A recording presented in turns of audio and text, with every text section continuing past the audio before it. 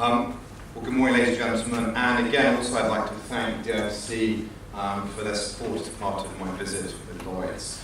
Also to thank Jack twofold, firstly for inviting Lloyd's to speak at this conference, and actually on a more personal note for Jack, assuring my wife who gave birth to our second son 10 days ago that I'm actually on a business trip and not an opportunity to catch up on some sleep while I'm here in Dubai.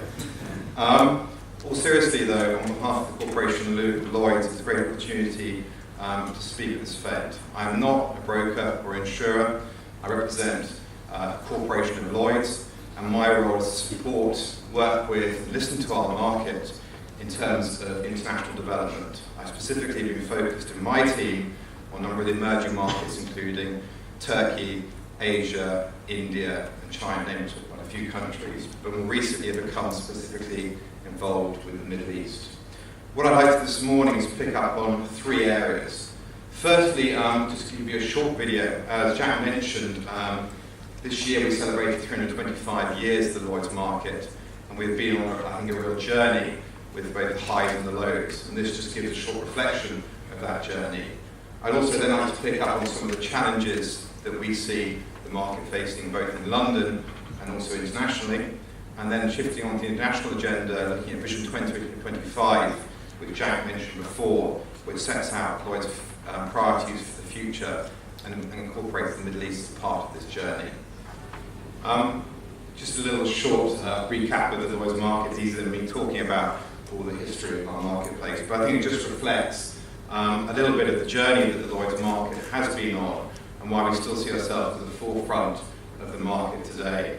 But key to us and why Lloyd's, what does our clients want? Well, firstly, we believe we're a safe marketplace with underlying security of £60 billion worth of underlying assets to the Lloyd's market.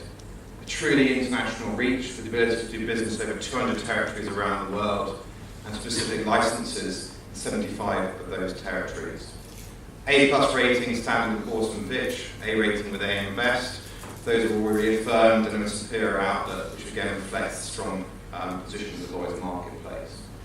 Key to us is the underwriting talent that we see in the Lloyd's marketplace, both in London and internationally. And that talent, I think, is a key attribute to the marketplace. And we see that talent not just in London, but the growth overseas. And finally, claims payment, especially in the present climate. 2012, we saw extremely strong results to the Lloyd's marketplace. But in 2011, we paid over $20 billion of losses following industry events such as Thailand, New Zealand, Australia, and Japan. And the underlying capital remained in the strong position it is today. Last week, we announced our interim results, a strong result for the Lloyd's market, 1.38 billion pounds worth of profit, reduction on 2012 interim results, hit by obviously investment return that everyone is seeing in the industry, from 1.2% to 0.5% investment return. It makes for solid reputation globally. We're facing significant challenges. And I really want to pick up on 4 points. Firstly, the global financial crisis. Obviously, we've heard already interest rates, 0.5% in Europe, 0.25% in the US, significant impact on our business. I read recently, I think, a Swiss Re report that said a 1% shift in interest rates would have a knock-on effect of $250 billion to the industry. Recession, obviously the convergence, as we mentioned before, the financial markets into the insurance sector, again has an impact on our business. And finally, regulation. I think a key area for Lloyd's market, one of the big challenges we're facing is the regulatory environment. Increased pressure both in London and internationally on the Lloyd's market in terms of regulation, oversight and control. And it's making it increasingly challenging to establish in new markets. But at the same time, we are seeing the challenges, but we're also seeing opportunities for growth. The digital revolution, I think we're going to talk a little bit more about in the panel session, but it is changing the way insurance is delivered. We in the Lloyd's market still believe the broker is key. The face-to-face contact with the market, again, is a fundamental strength of our marketplace. But how we improve efficiency in that market is around the services and the back office function to support the marketplace. The economic power moving east, again, I'll come on to that later on in my presentation. And finally, meeting clients' expectations. And what do we see the client, what the customers want? Well, firstly, obviously security and service, efficient market access, the ability to do business, and again, the role of broker to support brings business into our marketplace, both in London and internationally in our Lloyd's trading platforms. Relationship with our underwriters and the ability to provide tailored solutions is becoming increasingly important in the present climate. And finally, as I mentioned before, prompt claims payment.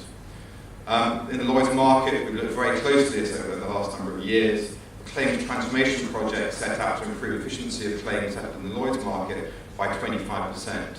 We've already hit a target of 51% on that, and improving minimum standards within our marketplace. But, as I mentioned, the shift to East. This fundamentally, I think, is key to the Lloyd's market and where we see growth.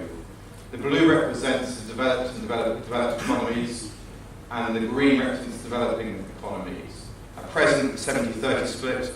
We're going to see a shift in reversal to the 30-70 split. And this is why I think Lloyd's needs to both reposition itself and focus where the business comes from. If we look at Lloyd's present profile of business, I've just noticed here that two numbers on the left and right all the way around, but the US and Canada make up 45% of our business, with Europe close behind 33%. The remainder of the international markets is quite small in comparison. We are seeing a shift away from those developed markets and growth in the emerging markets. That doesn't mean developed markets are not important to us. They are key to us and remain a major part of our book of business. But it also means we look at how we position ourselves in context to GDP growth internationally. And to support this, last year our new chairman John Nelson launched Vision 2025 with Prime Minister David Cameron in London. And it set out Lloyd's vision to remain the global centre for specialist insurance and reinsurance business. We believe we are there now, but with the changing nature of international markets, unless we do something about this, we will not be there in 2025. And it set out really three key areas of focus on the international agenda. One in terms of growth in emerging markets, and supporting that growth through specific strategies in those territories, and working with our brokers and insurers in the marketplace to understand appetite. Two, talent.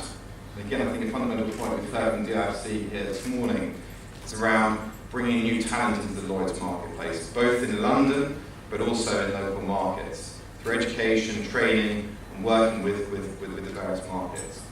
And finally, capital. What do I mean by bringing new capital? The majority of capital in the Lloyd's marketplace today is trade capital from developed markets. We see the opportunity to focus on developing markets where we see strong niche opportunities to bring new capital providers in and new products to support our market. A good example of this recently has been the tie-up between Kaplan and China Re in the Lloyd's marketplace. And I think this is just the first of a number of examples we'll see in the future. And it answers all three of those elements. It supports growth, it brings new talent to the London market. I think China Re brought 11 people already into the Lloyd's market for training, education, development. Will go back to their market, and it brings capital to our marketplace. This is a long-term journey. We're only at the start of it. In terms of the international agenda, we've already seen actions in terms of Lloyd's can set up a new office in Beijing. We are working very closely with the Turkish market to obtain a direct license in Turkey, again driven by appetite and support from our market. And it also reflects in the strategy going forward the Middle East and our aspirations. If we look at Lloyd's in the Middle East, I think we've been on a bit of a journey in the Middle East on a number of occasions. Back in 2007, our previous chairman, Lloyd Levine, came to the Middle East on a roadshow in our marketplace with the aim to set up a platform somewhere in the region. Obviously, the financial crisis hit, and this was put on hold. Back again in 2011, we looked to bring another delegation from the Lloyd's market out to the region, and then we saw the challenges in Bahrain that again put things on hold. As you can see, a bit of a sequence of events going on here. 2012, new chairman, new vision, new focus, and the Middle East is very much back on the radar again in terms of growth and opportunities. We believe there are opportunities here. We know the market already, the Lloyd's market is already here, but it's how the role of the corporation can support the market in terms of development. If we look very quickly at Lloyd's profile of the region, if we look at the wider MENA region, the Lloyd's market writes about $750 million US. GCC, 600 million. The majority of that business coming from the UAE, and followed closely by Bahrain, Saudi, Qatar, and Kuwait. We have the ability to offer offshore reinsurance business at the moment, apart from within the DIFC here, where we have a number of players locally. Just put a few up there in terms of Watkins, Talbot, Argo, and more recently Kaplan, obviously joining the DIFC, which I think is really quite a big statement for the marketplace and shows the appetite from the Lloyd's market.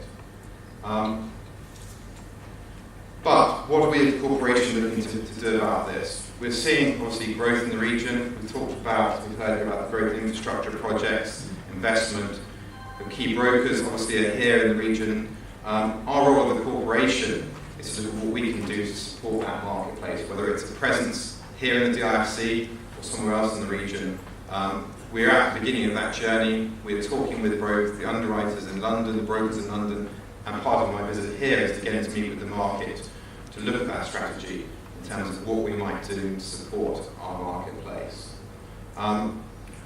It is the start of the journey, as I mentioned before, but we believe that from speaking with our market, there is appetite for us to have a presence here in the Middle East. What would that presence be? Could it be a hub, similar to Singapore, or could it be more of a representative office to support promotion, marketing, education, and bring our markets closer together? I'm aware, obviously, of the capacity that Lloyd provides comes to London already, but as I mentioned before, we are seeing challenges in that, in terms of people being more local. And Lloyd's, I think, our Vision 25 is aimed about being more local in terms of international presence. We are, I think, in a strong position today. Good results in 2013, good results over the last 5 years in the marketplace. But to remain relevant, we can't just sit in London. We need to look more internationally. We need to look at our experiences in Singapore, Japan, China, and more recently Brazil, and look at where we may look to reciprocate that model or types of models elsewhere.